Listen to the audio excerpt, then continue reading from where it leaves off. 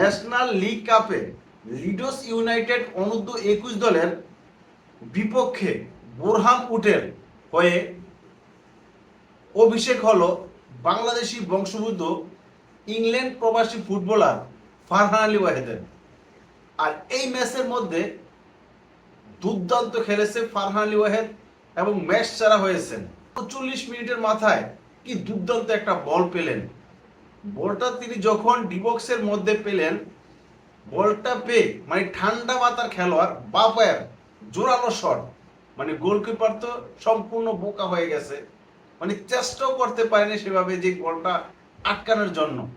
কি চমৎকার একটা গোল করলেন বাম্পায়ের জোরালো শটে ফারহান আলী ওয়াহেদ। মানে গোল করার পরে তেমন কোনো উল্লাস দেখলাম না। মানে ফারহান আলী বোঝাচ্ছে যে সে এই ইংল্যান্ডের পঞ্চম স্তরের দল বোরহানউডের হয়ে মানে যে লিগটা খেলতেছে এখানে তার খেলার কথা না, সে হচ্ছে আরো বড় মাপের খেলা, সে আরো উপরের স্তরের লিগে খেলতে চায়। কিন্তু ফুলহাম তাকে ধারে দিয়েছে মানে বোরহানউডের কাছে। আর এই 26 মৌসুমে পুরোটাই কিন্তু বোরহানউডের হয়ে খেলবেন ফারহান আলী ওয়াহেদ। সম্পূর্ণ ম্যাচের মধ্যে কিন্তু ফারহান আলী ওয়াহেদ এফেক্ট রাখছে। মোট কথা বল যেখানে ছিল আর তার যে রুলটা পালন করার কথা ছিল সেই কাজটা কিন্তু সে করেছে, এবং বাইরের থেকে কোচ যেই দিক নির্দেশনাটা দিয়েছিল সেটা কিন্তু সে অক্ষরে অক্ষরে পালন করছে। এবং প্রথম হাফের মানে লাস্টে অতিরিক্ত সময়ে তিনি কিন্তু একটা অ্যাসিস্ট করেন, মানে তার অ্যাসিস্টে একটা গোল পায়। মানে আর বোরহানউড এই ম্যাচটা জিতে 5-2 ব্যবধানে। এই ম্যাচের মধ্যে ফারহান আলী ওয়াহেদ তার যাত্রী নিয়েছে এবং ম্যাচের একেবারে শেষ দিকে মানে 80 মিনিটের পরে মানে শেষ দিকে এসে ডিফেন্ডারকে কাটিয়ে মানে কিভাবে বলটা সাপ্লাই দিল ভাই, সত্যি অসাধারণ। লিডসের গোলকিপারকে এখানে প্রশংসা করতে হয়। লিডসের গোলকিপার যদি ওই সেভটা না দিত তাহলে কিন্তু আরো একটা গোল পেয়ে যেত ফারহান আলী ওয়াহেদ। আর ফারহান আলী ওয়াহেদের ওই সেভটা করার কারণে লিডস ইউনাইটেডের গোলকিপার কিন্তু প্রশংসায় ভাসছে। মূলত যে এই ধরনের সেভ কিন্তু সচরাচর গোলকিপাররা করতে পারে না, কিন্তু ফারহান আলী ওয়াহেদের এই বলটা সেভ করে দিয়ে সে সত্যি প্রশংসায় ভাসতেছে। আর ফারহান আলী ওয়াহেদ ম্যাচের মধ্যে এফেক্ট রাখছে। এরকম একজন খেলোয়াড় যে বাংলাদেশ দলের ভাবতে কতটা ভালো লাগে যে এরকম সেরা একটা winger, left winger Farhan Ali Wahed বাংলাদেশের জার্সিতে খেলবে। এবং যেটা শোনা যাচ্ছে যদি ফিফা এশিয়ান কাপ খেলতে পারে, খেলার এখনো অনেকটা সম্ভাবনা রয়েছে, এখনো কিন্তু ক্লিয়ার না।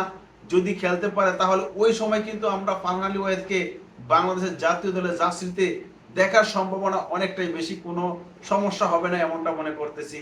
এবং পরবর্তীতে যেটা যদি আমরা ফিফা এশিয়ান কাপ না খেলি সেই ক্ষেত্রে যে ঘরের মাঠে 4 জাতি টুর্নামেন্ট সেখানে একটা ফিফার উইন্ডো রয়েছে, সেই উইন্ডোতে অবশ্যই বাংলাদেশ দলের হয়ে ফারহান আলী ওয়াহেদ খেলবেন।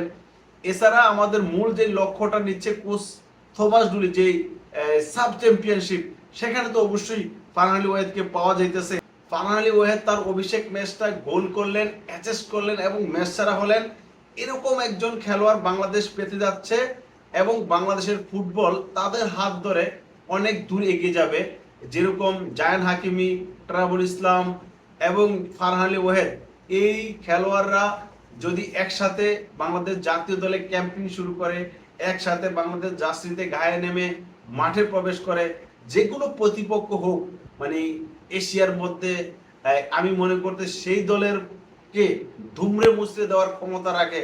আর ফারহান আলী ওয়াহেদ এবং ট্রাভেল ইসলাম, জায়ান হাকিমি, এরা যেই পজিশনে খেলোয়াড় মানে যেই মাপের খেলোয়াড়, তারা যদি বাংলাদেশ উইঙ্গার পজিশনে থাকে, মিডফিল্ডার দখলে থাকে, তাহলে অবশ্যই বাংলাদেশ দল এই এশিয়ার মধ্যে সেরা দল হওয়ার বেশি একটা কিন্তু দূরে নয়। আমি অন্ততপক্ষে এমনটা মনে করতেছি। আপনি কি এমনটা মনে করেন যে হামজা চৌধুরী এবং সমীর সোম, জায়ান হাকিম এবং ফাহমিদুল ইসলাম, জায়ান, এরা যদি বাংলাদেশ দলে একসাথে এই দলটার মধ্যে থাকে বাংলাদেশ জাতীয় দলের হয়ে, তাহলে কি এশিয়ার যে কোনো দল মানে বাংলাদেশের কাছে আত্মসমর্পণ করবে এবং বাংলাদেশ দল তাদেরকে নাকানি চুবানি খাওয়ে মানে জয়লাভ করতে পারবে? অবশ্যই কমেন্টে জানান।